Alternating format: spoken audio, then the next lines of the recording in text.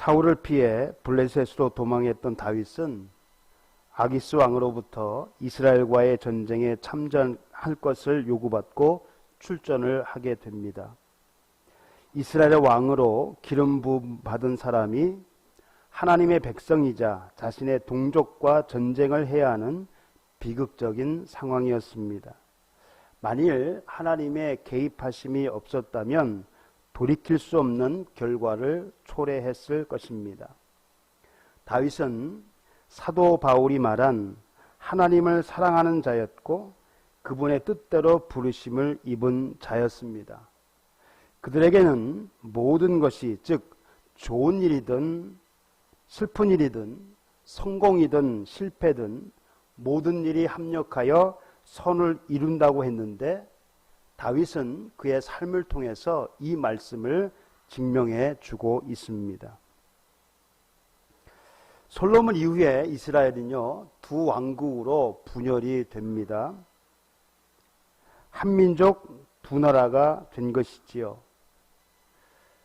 두 왕국이 멸망하기까지 북이스라엘은 200년 동안 19명의 왕이 나라를 다스렸고요. 남유다는 350년 동안 20여 명의 왕이 통치를 했습니다. 북이스라엘 초대왕이 누구예요? 여로보암이죠. 느밧의 아들 여로보암, 에브라임 지파 사람입니다. 이 초대왕이 되었던 느밧의 아들 여로보암은요, 이 이스라엘 백성들이, 북이스라엘 사람들이 제사를 드리기 위해 예루살렘 성전에 가지 못하도록 금송아지 둘을 만들어서 베델과 단에 두고 그것을 섬기도록 했습니다. 이 송아지가 너희들을 이집트에서 인도해낸 신이니 예배하러, 제사하러 예루살렘에까지 갈 필요가 없이, 굳이 갈 필요가 없이 그냥 여기서 제사하면 된다. 그렇게 한 거예요.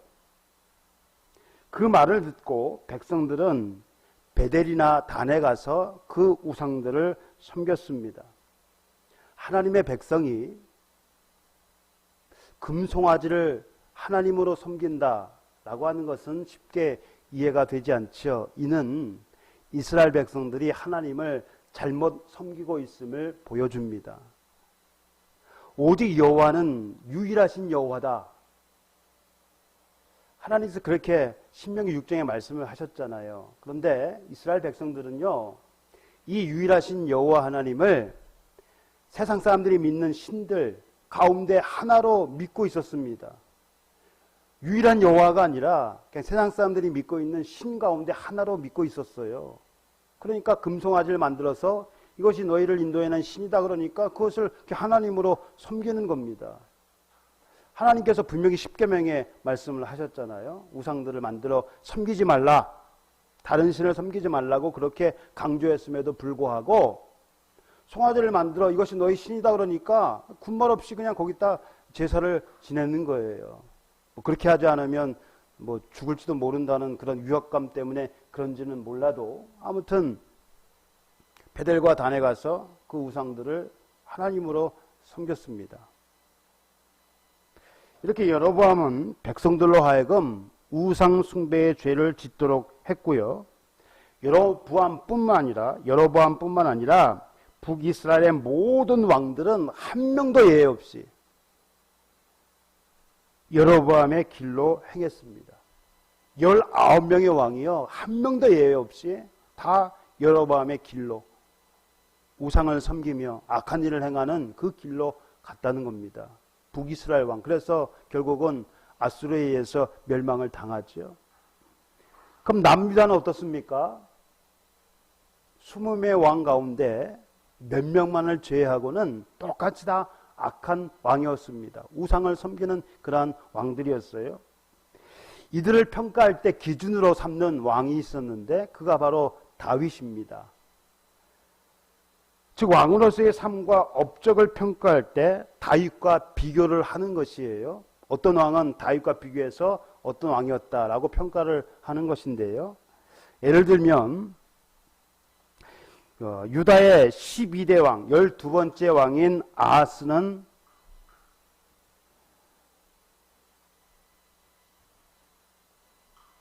그의 조상 다윗과 같이 아니하여 그의 하나님 여호와께서 보시기에 정직히 행하지 아니하고 이스라엘의 여러 왕의 길로 행했다라고 평가를 했습니다. 그의 조상 다윗과 같지 않았다.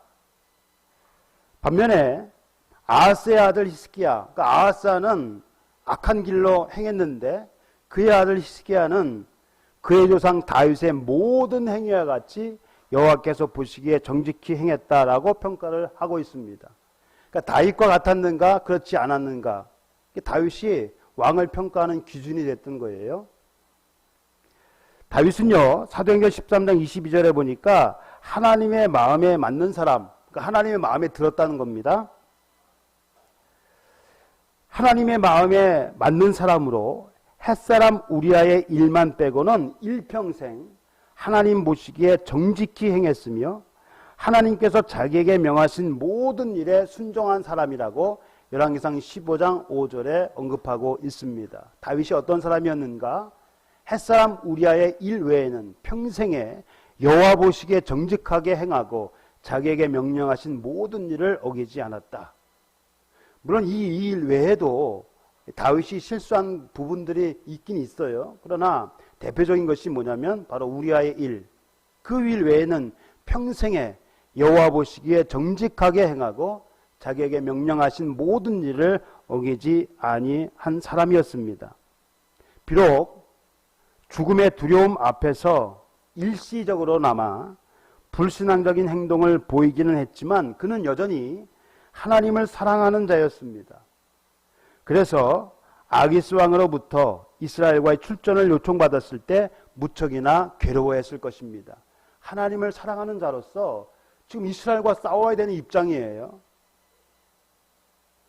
그러니까 싸울 수도 없고 안 싸울 수도 없고 난처한 입장뿐만 아니라 괴로웠던 거죠. 다윗이 사울을 죽일 기회가 있었음에도 그렇게 하지 않은 이유가 무엇입니까? 다윗이 사울을 죽일 기회가 2번 있었잖아요. 그럼에도 불구하고 그를 죽이지 않았죠. 그 이유는 사울이 하나님으로부터 왕으로 기름 부음을 받았기 때문입니다.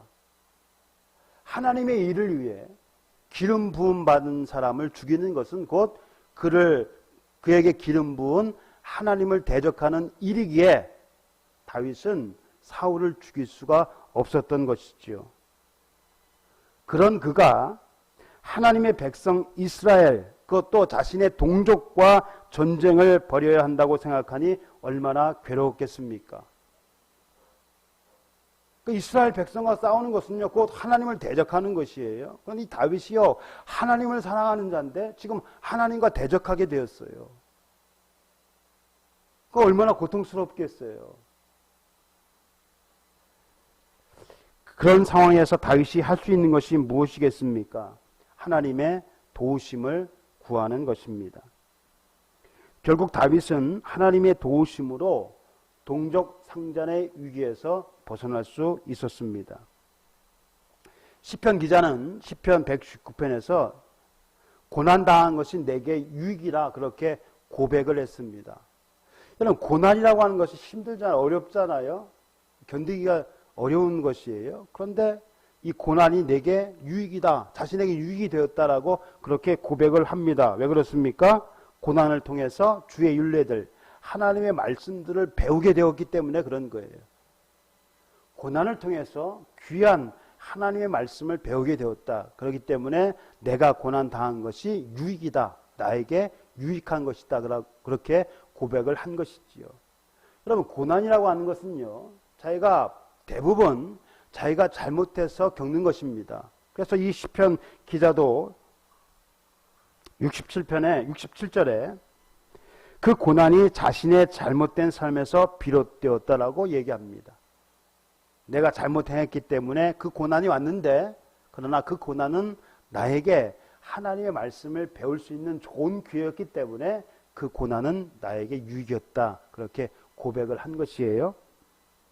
다윗 역시 많은 고난을 당했습니다. 그 중에는 자신의 잘못으로 인한 것도 적지 않았는데, 사무엘상 29장의 사건도 따지고 보면, 또 사무엘상 30장의 사건도 따지고 보면 다윗이 신앙 밖으로 나갔기 때문에 발생한 일입니다. 아기스 왕, 사울을 피해서 아기스 왕, 이스라엘 땅에서 블레셋 땅으로 건너간 것이에요. 신앙 안에서 신앙 밖으로 갔기 때문에 벌어진 사건, 큰 위기가 두 번이 온 것이죠. 다윗이 사울을 피해 모압 땅에 있을 때 하나님께서는 선지자를 통해서 유다 땅으로 들어가라 그렇게 말씀을 하셨습니다.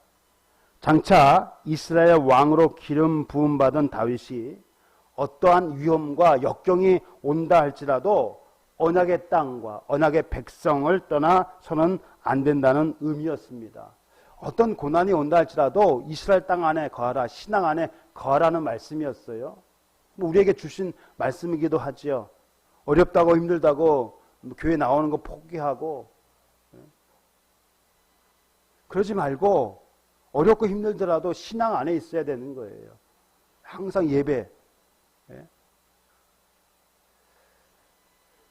하지만 다윗은 사울을 두려워하여 또다시 이스라엘을 떠나 블레셋 땅으로 갔다가 동족과 싸울 위기를 맞이하게 된 것입니다.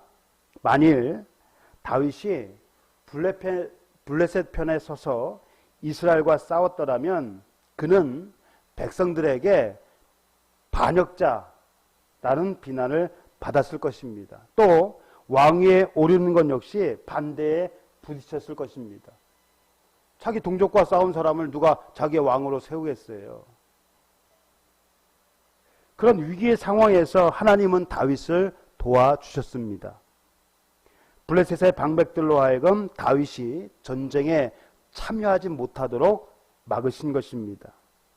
비록 다윗이 하나님을 의지하지 않고 블레셋 땅으로 도망쳐 위기를 자초했지만 그럼에도 하나님께서는 다윗을 긍휼히 여기사 위기에서 벗어날 수 있도록 하셨습니다. 이처럼 하나님을 사랑하는 자, 곧 그의 뜻대로 부르심을 받은 자들에게는 결국 모든 일이 유익하게 됩니다. 시편 기자처럼 고난을 통해 하나님의 말씀을 배우기도 하고요. 다윗처럼 위기의 순간에서 하나님의 손길을 경험하기도 합니다. 고난을 통해서 배우는 거예요. 우리의 지나온 삶 그리고 앞으로의 삶 속에서 고난이나 심지어 실망이라고 생각했던 것조차도 결국 우리에게는 유익이 될 것입니다. 안 좋은 일조차도 우리에게는 유익이 돼요. 왜? 그것을 통해서 하나님께서 원하시는 것이 무엇인가를 배우게 되기 때문에.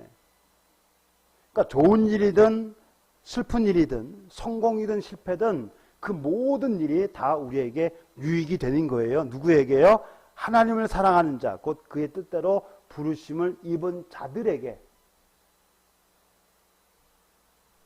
그러므로 어렵다고 누구를 원망하거나 힘들다고 불평하지 말고, 어렵고 힘들면 자꾸 불평이 나고 짜증이 나지요? 그렇게 할 필요가 없다는 겁니다. 고난 속에서도 감사할 수 있는 그런 삶. 이 고난이 내게 유익이다, 유익이 될 것이다. 그런 믿음을 가진 사람들은요, 고난 속에서도 감사할 수 있습니다. 어렵고 힘들다고 불평하거나 원망하지 말고 고난 속에서도 감사할 수 있는 그런 삶이 되어야 할 것입니다. 다윗은 하나님의 도우심으로 동족 상잔의 위기에서 벗어났습니다. 큰 위기에서 지금 벗어난 거예요. 근데 마냥 좋아할 수만은 없었습니다. 왜냐하면 또 다른 위기가 그를 맞이했기 때문입니다. 큰 위기를 벗어났는데 또 다른 위기가 그를 찾아오는 거예요. 자, 다윗의 일행이 참전한 사이에 그들이 거주하고 있던 시글락을 아멜렉이 침략을 했습니다. 그들이 시글락에 도착을 해보니까 성읍은 불탔고 아내들과 자녀들은 모두 다 사로잡혀 갔습니다. 다행히도 죽은 사람은 없었어요. 다 끌고 간 거예요. 노예로 삼으려고 다 끌고 간 거예요. 자, 그것을 본 이 사람들이 얼마나 슬펐겠습니까? 그러니까 소리 높여 막 우는 거예요. 기력이 없도록. 아내와 자식들을 다 빼앗겼어요. 그러니까 얼마나 슬펐겠어요. 그런데 그 슬픔이 지나쳤습니다. 너무나 슬프니까 사람들이요, 다윗을 돌로 치려고 했습니다. 너무나 화가 나고 너무나 슬프니까 이 원인이 누구에게 있는가? 다윗을 돌로 치려고 했어요. 왜냐하면 이런 일이 생긴 원인이 다윗에게 있다고 생각했기 때문입니다. 시글락을 비워둔 채 아기스 왕을 따랐기 때문에 이런 일이 벌어졌고 결국 그 책임은 지도자인 다윗에게 있다고 본 것입니다. 그래서 다윗을 죽이려고 했어요. 돌로 치려고 했습니다. 자신과 함께 그래도 수년간 생사고락을 같이 한 사람들이 아닙니까? 그런데 그 사람들이요, 자신을 돌려 치려고 하니까 다윗이 어떻겠습니까? 성경에는 다급했다라고 했는데 다급했다는 말은 고통스럽다는 겁니다. 몹시 괴로웠어요. 자신과 생사고락을 같이 했던 그 전우들이 지금 자신을 돌로 치려고 하니까 얼마나 고통스러웠겠습니까? 자기도 아내를 잃고 했는데, 그러니까 모두 다 지금 슬픈 상황 아니에요? 그런데 같은 상황 속에서 자신의 동료들이, 자신의 전우들이 자신을 돌려 치려고 하니까 얼마나 고통스러웠겠습니까? 그러나 하나님 여호와를 힘입고 다윗은 용기를 얻었습니다. 오늘 제목처럼 그의 하나님 여호와를 힘입고 용기를 얻었습니다. 그리고는 아비아달에게 에봇을 가져오게 했습니다. 왜 에봇을 가져오게 했어요?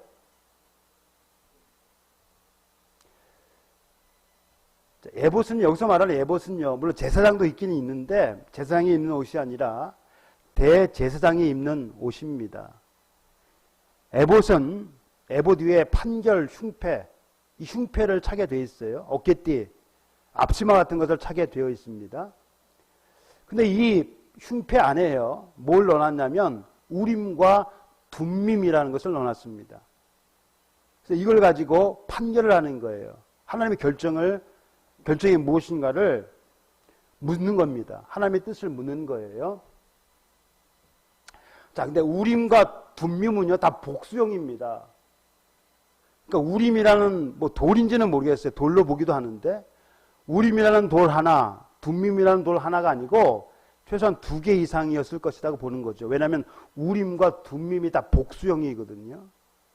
아무튼 이것을 이 흉패 안에 넣어가지고 이것으로 하나님의 뜻을 물었는데 다윗이 아비아달에게 에봇을 가져오게 한 것은 바로 이 우림과 둠밈을 통해서 하나님의 뜻을 묻기 위함이었습니다.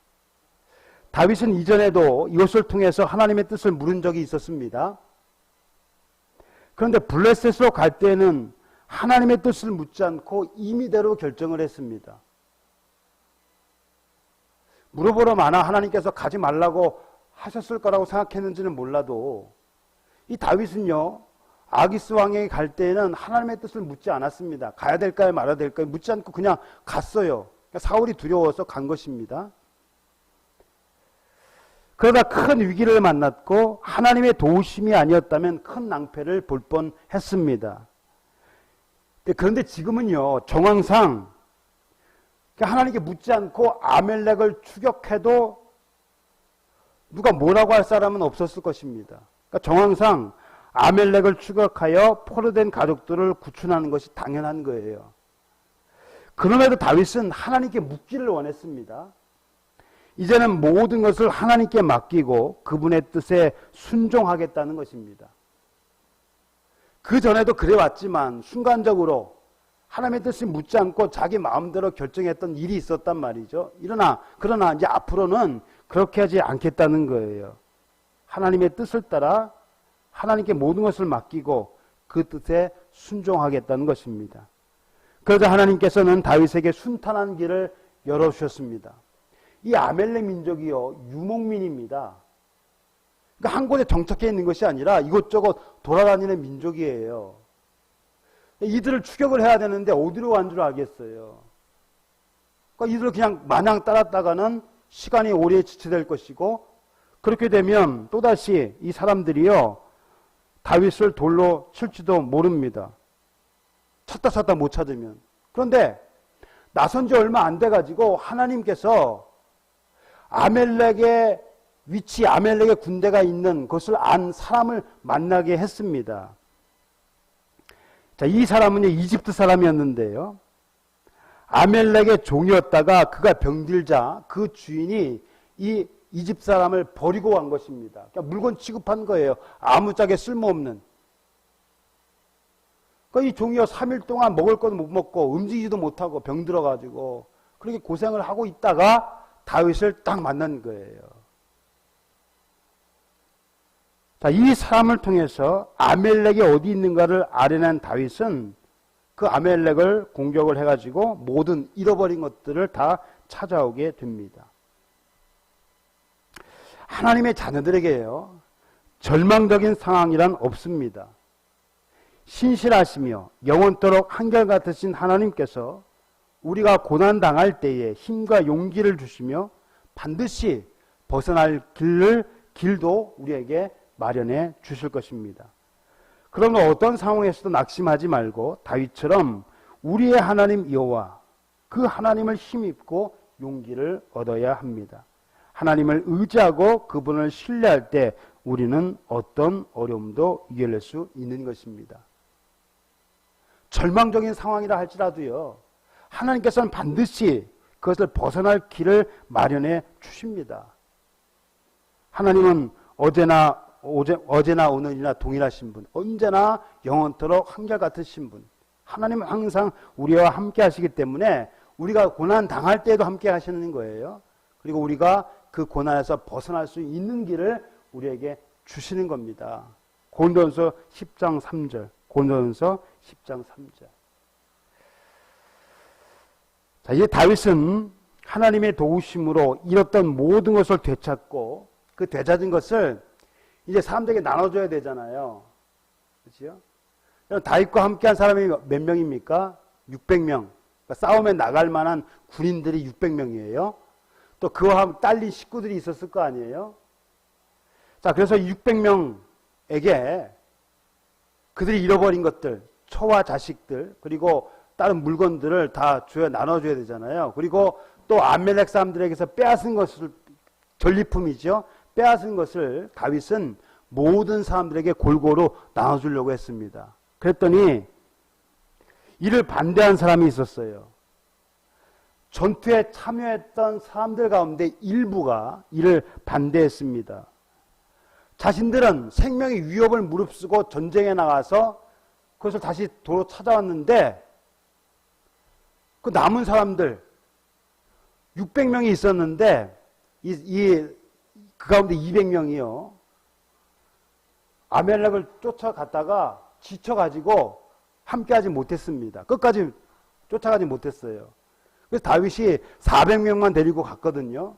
남아있는 200명이 있었을 거란 말이죠.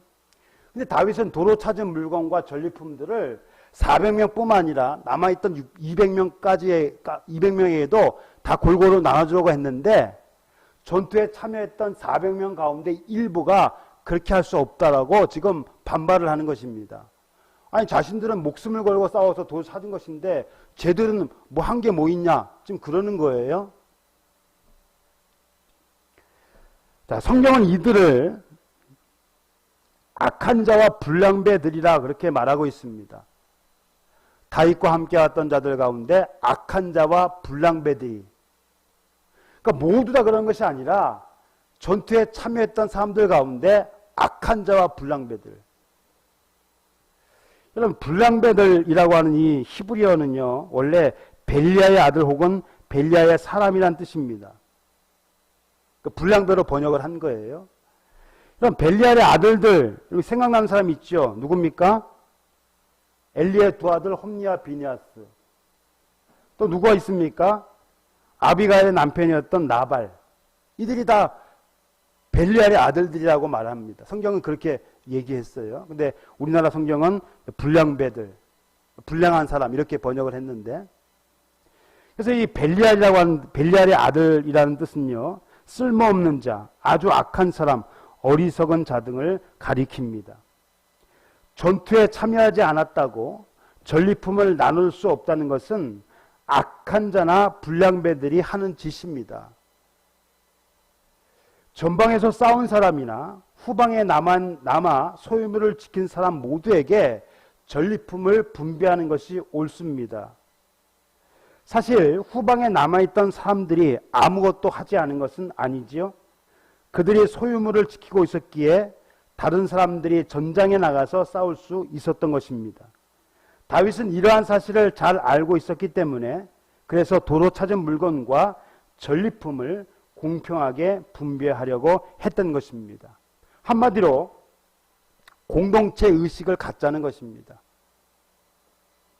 누구는 제외시키지 말고 공동체 한 몸이라는 거예요. 그러니까 싸움에 나간 자나 남은 자나 다 똑같은 공동체 사람들이기 때문에 어떤 사람도 제외시켜서는 안 된다라고 하는 거죠. 그럼 공동체라고 하는 것이 무엇입니까? 운명과 생활을 같이 하는 몸을 말하는데요.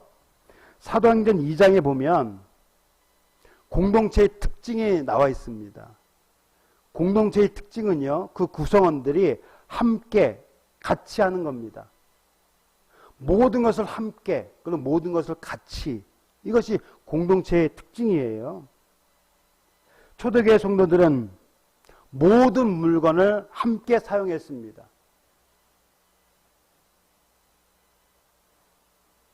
모든 물건을 다 같이 공동 소유로 사용을 한 것이에요. 그리고 어떤 사람은 재산과 소유를 팔아 각 사람의 필요에 따라 나눠주었습니다. 요즘에도 이런 공동체들이 있긴 있어요. 우리나라 같은 경우는 두레마을이라고 하는 곳이 있고요. 또 이스라엘은 키푸츠라고 하는 공동체가 있는데 거기는 모든 것이 공동 소유입니다. 그리고 모든 생산물 그리고 생활 필수품을 다 공동으로 사용을 합니다. 그리고 자기가 번 것, 보통 농장 일을 하는데 그 번 것의 모든 소득은요, 키푸츠, 공동체의 소유입니다. 개인의 소유가 없어요. 그러니까 모든 것을 다 공동으로 관리를 하는 거예요. 이것이 공동체입니다. 오늘날 이와 같은 일을 할 수는 없죠. 모든 사람이 다 같이 살 수는 없고요. 모든 사람이 다 공동으로 소유하고 물건을 사용할 수는 없습니다. 중남미에 서식하는 박쥐 중에서요, 동물의 피를 먹고 사는 흡혈박쥐가 있습니다. 이 박쥐는요, 매일 피를 먹어요. 많이 먹습니다. 피를 많이 먹어야 살 수가 있어요.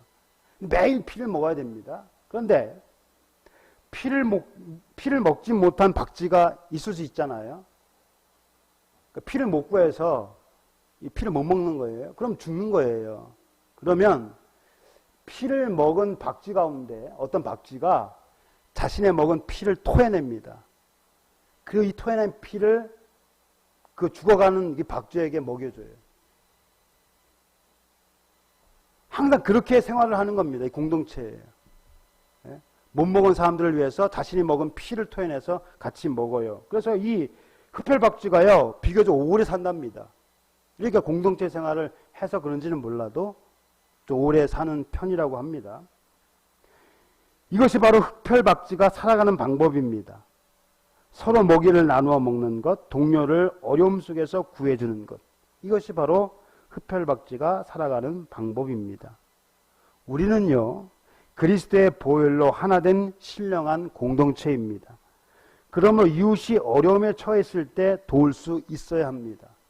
초대교회처럼 모든 물건을 서로 공용할 수는 없지만, 모든 재산을 공동으로 할 수는 없지만, 그러나 어려움에 처해 있는 사람들을 도울 수는 있지요. 물질로 도울 수도 있고 위로의 말이나 기도로 함께 할 수도 있습니다. 사랑하는 성도 여러분, 모든 것이 합력하여 선을 이루게 하시는 하나님께서 고난 가운데 있는 다윗을 지켜주셨던 것처럼 오늘도 하나님은 우리의 피난처시요 힘이시며 환난 때 언제나 우리를 돕는 분이십니다. 그러므로 다윗처럼 하나님이 여호와를 의지하고 그분을 신뢰할 때 우리는 어떤 어려움도 이겨낼 수 있을 것입니다. 우리 서로 함께 그리고 같이 어려움을 이겨낼 수 있도록 기도하고 격려해주며 용기를 냅시다.